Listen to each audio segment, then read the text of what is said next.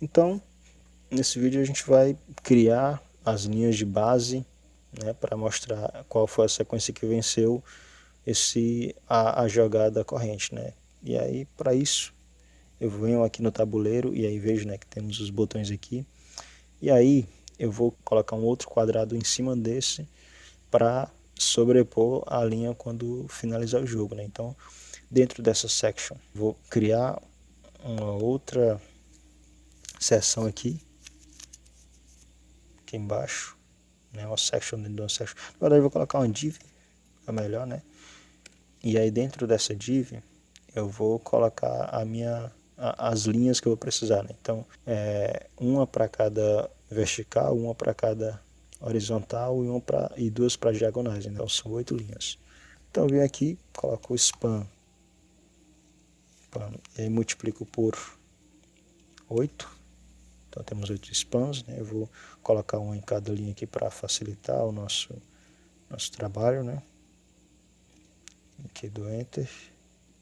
E aí o que a gente vai fazer cada span desse vai ser uma linha. A gente vai criar cada uma dessas linhas. Só que se eu atualizar aqui e colocar um class, botar um bg red de 400, vê que não aparece aqui.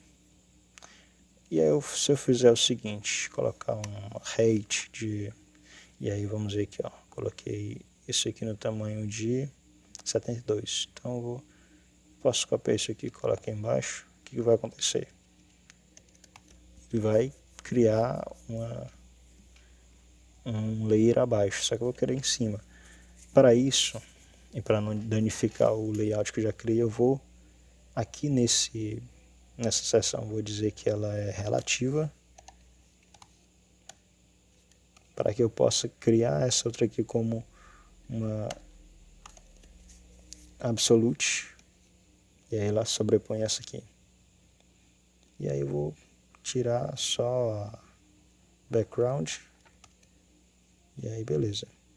Temos aqui o nosso layer em cima, né? Para ver isso, eu posso vir aqui no span e dizer que ele é colocar um class, dizer que ele tem um height, não, um width de 100% e um height de 1, por exemplo, né? Não mostrou nada porque ele não tem cor, então botar um bg de black por hora, e ainda não mostrou nada porque o span ele é um elemento inline, né? Então vou ter que fazer o seguinte, aqui coloco que ele é um inline block, maravilha, porque se ele for inline eu não consigo setar a height, setar o width para ele assim, dessa forma. Então, já estou vendo aqui a minha linha, eu vou fazer isso basicamente para todas as outras de baixo. Então, eu venho e aí aqui embaixo eu colo, e aí eu vou mostrar todas as linhas, né? Então aqui, o que eu vou fazer? A primeira, e aí eu vou colocar todas essas aqui como, poderia colocar como absolute, né? Precisa de uma boa, vou fazer isso, né? Então, eu venho aqui, coloco absolute, maravilha. E aí para a primeira ela vai ser aqui, né? Segunda, terceira, né? Eu vou criar 1, 2, 3, aí 4, 5, 6, 7 e 8. Então vamos lá, a primeira vai ser essa aqui. Primeira eu vou dar um margem top de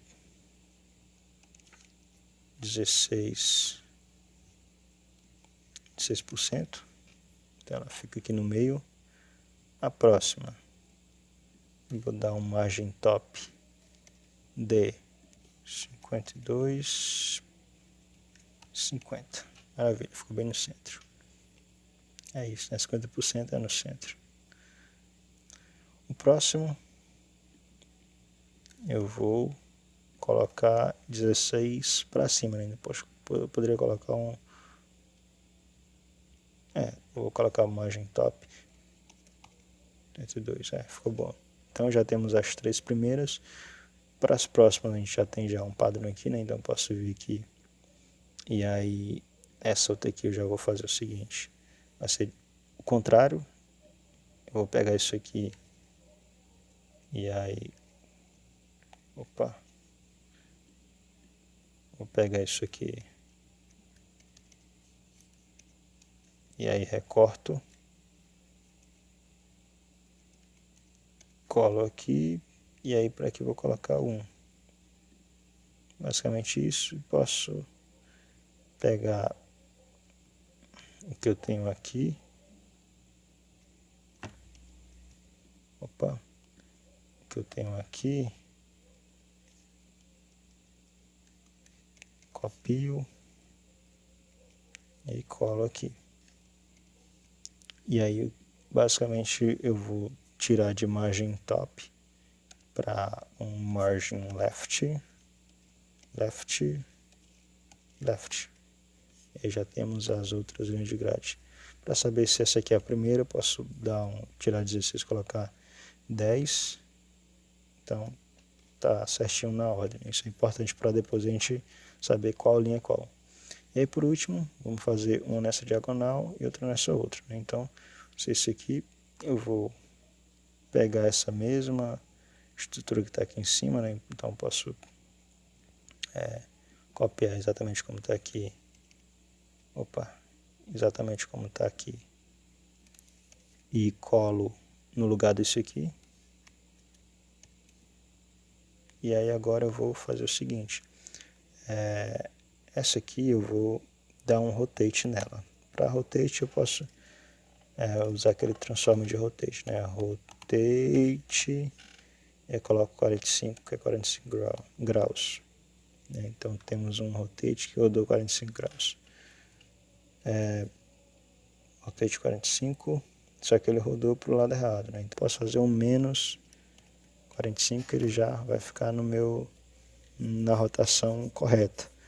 E aí o que eu vou fazer é dar um margin left de 50%. E basicamente estou no meio. E aí para o próximo eu vou fazer exatamente isso, só que o rotate vai ser o contrário, né? Então eu só tiro o sinal de negativo e pronto. Já criei todos os meus traços de base aqui. Então, com isso criado, eu posso vir aqui e dizer que todos estão hidden, ou seja, invisíveis. Então deixo todos invisíveis. E aí tem também um problema. E aí, ó, tá em line block. Tirar o que display hidden em line block, isso é a mesma coisa. Então eu posso aqui, ó, colocar opa,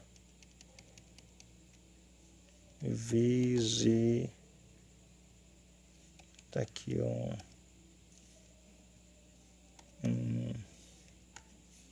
invisible e dá no mesmo, e ele não reclama lá. Só que tem um problema. Se eu ver aqui, ó, isso eu posso notar aqui no meu cursor. Se eu vier com o cursor, ele não está dizendo que é um botão, né? Ele está com a setinha. Se eu tirar aqui esse container aqui, salvar, eu venho aqui e ele muda para um dedinho. Só que se eu volto aqui, opa, ele não vai mostrar o dedinho, vai mostrar a setinha. Por quê? Porque esse layer aqui de cima, né, esse container, ele está atrapalhando a minha ação de clicar lá embaixo, né? E o que eu tenho que fazer? Tenho que tirar, né, a importância desse cara aqui de cima como evento, né? Então ele não deve receber no evento e sim a parte de baixo. Para isso eu venho aqui e colocar aqui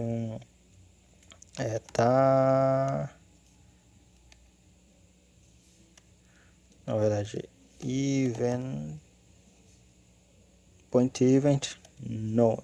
E quando eu salvar, posso vir aqui e agora, ó, desde voltou. Ou seja, apesar dele estar em cima, ele não atrapalha eu clicar nos botões que estão nos layers de baixo. Então, com isso a gente finaliza por agora a parte do design do nosso jogo da velha. E aí, o próximo passo é a gente fazer a parte funcional, ou seja, todas as regras que envolvem o jogo da velha em si para que esse front-end ele possa ser funcional, cada um desses componentes aqui.